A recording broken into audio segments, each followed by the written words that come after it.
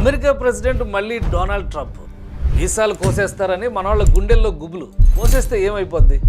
Don't worry, brain drain ఆగితే brain gain జరిగినట్టే. మన మేధస్సు మనకే అన్నమాట. ఇక్కడ ఏం చేస్తారు అంటారా? ఏమైనా చేయొచ్చు. ఎవ్రీథింగ్ ఈజ్ పాసిబుల్ అని ఈ బ్రదర్స్ స్టోరీ వింటే మీరే ఒప్పుకుంటారు. అనగనగా ఒక ఊరు, ఏదో ఒక ఊరు ఎందుకు, మన గుంటూరు అనుకోండి. ఇద్దరు అన్నదమ్ములు, చంద్రకాంత్, శ్రీకాంత్. అమెరికాలో సాఫ్ట్వేర్ ఉద్యోగాలు. ఒకరికైతే సిటిజన్షిప్ కూడా వచ్చేసింది. ఐటీ కంపెనీ కూడా నడుపుతున్నారు. All good, life is beautiful.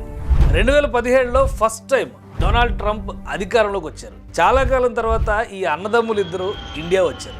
ఎంత సంపాదించినా, ఎన్ని దేశాలు తిరిగినా ఇల్లే కదా ఆనందాల నిలయం. పైగా జాయింట్ ఫ్యామిలీ, ఆ ఆప్యాయతలు, అనురాగాలే వేరు. అమ్మ చేతి కమ్మని వంట ఎక్కడా దొరకదు. ట్రంప్ ఎఫెక్ట్ అని చెప్పలేం, కానీ సొంత ఊళ్ళో ఏదైనా చేయాలనే తపన మొదలైంది.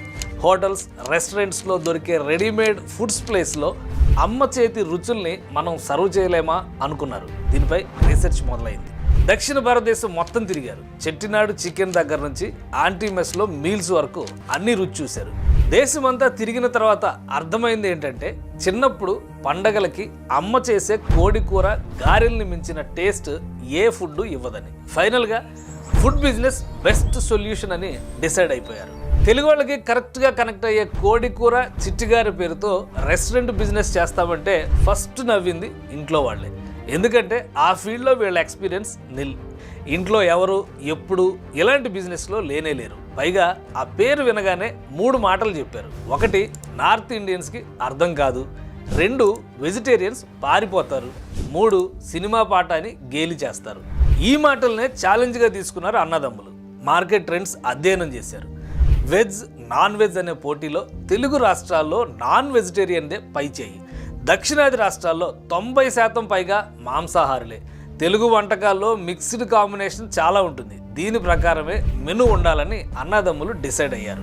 అంతా బాగుంది.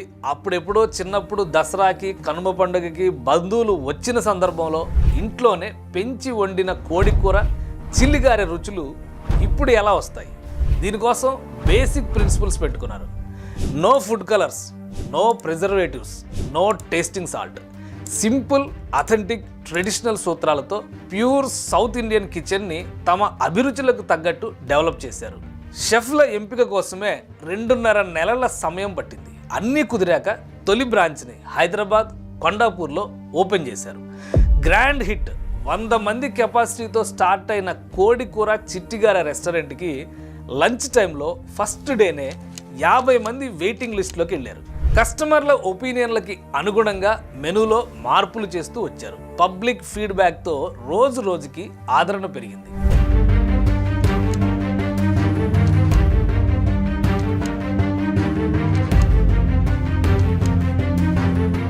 ప్యూర్ నాన్ వెజ్ అనే ముద్ర కంటే కాంబినేషన్స్ని సరికొత్త ప్రయోగాలతో తీర్చిదిద్దడం మొదలుపెట్టారు.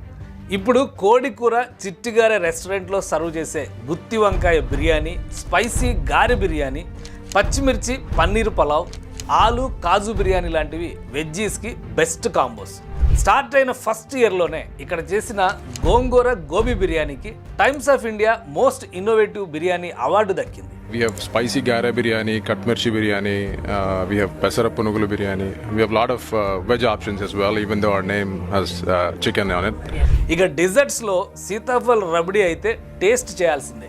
ఇంట్లో నూరే రోటి పచ్చడి, గారెలకి కాంబినేషన్లో ఉండే రెసిపీస్ అన్నిట్లో ప్రయోగాలు చేసి ఫుడీస్ మనసు గెలుచుకున్నారు. ఇంటి రుచులు రావాలంటే కల్తీ లేని దినుసులు వాడాలని అమ్మ చెప్పిన సూత్రాన్ని ఫాలో అవుతూ బిజినెస్ రేంజ్ పెరిగాక సొంత మసాలాలు, పొడులు తయారు చేయడం మొదలుపెట్టారు. కోడికూర, చిట్టిగారెలో వండే ఆకుకూరలు, కూరగాయలు అన్నీ సొంత తోటల్లోనే సేంద్రియ పద్ధతుల్లో పండించడం మరో విశేషం.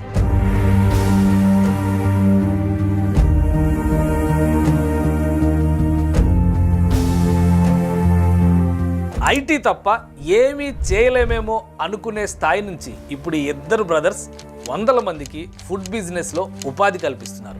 అన్నీ సాఫీగా సాగిపోతే లైఫ్ ఎలా అవుతుంది? కష్టాలుంటేనే కదా సుఖాల విలువ తెలిసేది. రెస్టారెంట్ మంచి రైజ్లో ఉండి 3వ బ్రాంచ్ ఓపెన్ చేసినప్పుడే ప్రపంచాన్ని కరోనా గోబ గుయ్యమనిపించింది. వీళ్ళ కెపాసిటీకి 2020 ఒక పెద్ద టెస్టింగ్ టైం. 1.5 కోటి ఇన్వెస్ట్మెంట్తో మొదలైన ప్రస్థానం 2 ఏళ్లు బాగా సాగిన తర్వాత మళ్ళీ టెన్షన్లో పడేసింది. తమని నమ్ముకుని అప్పటికే ఉన్న 250 మంది సిబ్బంది బాధ్యత కూడా ఈ బ్రదర్సే చూసుకున్నారు. 3 బ్రాంచుల్ని మళ్ళీ గాడిలో పెట్టేందుకు మరో 2 కోట్లు ఇన్వెస్ట్ చేయాల్సి వచ్చింది. చేసిన ఏ మంచి ఊరికే పోదన్న మాట నిజమైనట్టు త్వరగానే తేరుకున్నారు. అన్నీ కలిసి వచ్చి కరోనా తర్వాత మరో 2 బ్రాంచులను ఓపెన్ చేశారు. ఈ టోటల్ స్టోరీలో మరొక ఇంట్రెస్టింగ్ ఫ్యాక్టర్ ఏంటంటే వీళ్ళ బ్రాండింగ్ ట్రెడిషన్ అయితే వీళ్ళ బ్రాండ్ అంబాసిడర్స్ అమ్మ నాన్న.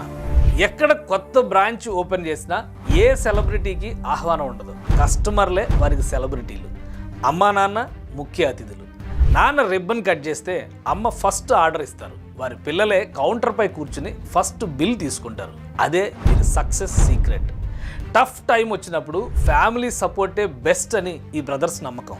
వంటకాల్లో ప్రయోగాల్లోనూ ఇదే సూత్రాన్ని ఫాలో అవుతారు. వాళ్ళ అమ్మమ్మ వండే దోసకాయ మటన్ కర్రీని మెనూలో ఇంట్రడ్యూస్ చేస్తే అది సూపర్ హిట్. కోడికూర చిట్టిగారిలాగా కలిసిపోయిన చంద్రకాంత్ శ్రీకాంత్ల కథ ఇప్పుడు 5 బ్రాంచ్లకు విస్తరించింది. 200 కోట్ల వ్యాపారంగా మారిపోయింది.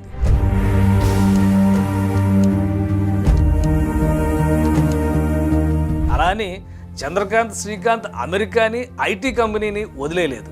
అది అదే, ఇది ఇదే. దసరా పండుగ నుంచి సంక్రాంతి వరకు మన ఇళ్లల్లో కోళ్లను పెంచి నాటు రుచుల కోసం పూర్వకాలంలో లాగా పండగ విందు చేసుకోవాలంటే ఇప్పుడు ఎదురు చూడాల్సిన పని లేదు. కోడికూర చిట్టిగారే రెస్టారెంట్కి వెళ్ళి విందు భోజనం ఆర్డర్ చేస్తే చాలు. మీ బాల్యంలోకి, మీ పల్లెల్లోకి, మీ ఇళ్లల్లోకి, మీ అమ్మ ఒడిలోకి వెళ్ళిపోవచ్చు. హలో, ఇది నాన్ వెజిటేరియన్స్కి మాత్రమే కాదు, స్వచ్ఛమైన శాకాహారులకి కూడా. ఈ స్టోరీ విన్నాక అర్థమైందా? రాజకీయాలు ఎలా ఉన్నా మనం సక్సెస్ కావాలంటే ఒక రాజమార్గం ఉంటుంది. కరెక్ట్ టైంలో దాన్ని క్యాచ్ చేస్తే చాలు. ఈ బ్రదర్స్ కమిట్మెంట్ చూశాక వీరి బిజినెస్ మోడల్లో భాగం అయ్యేందుకు పోటీ పడుతున్న వారు మరెందరో.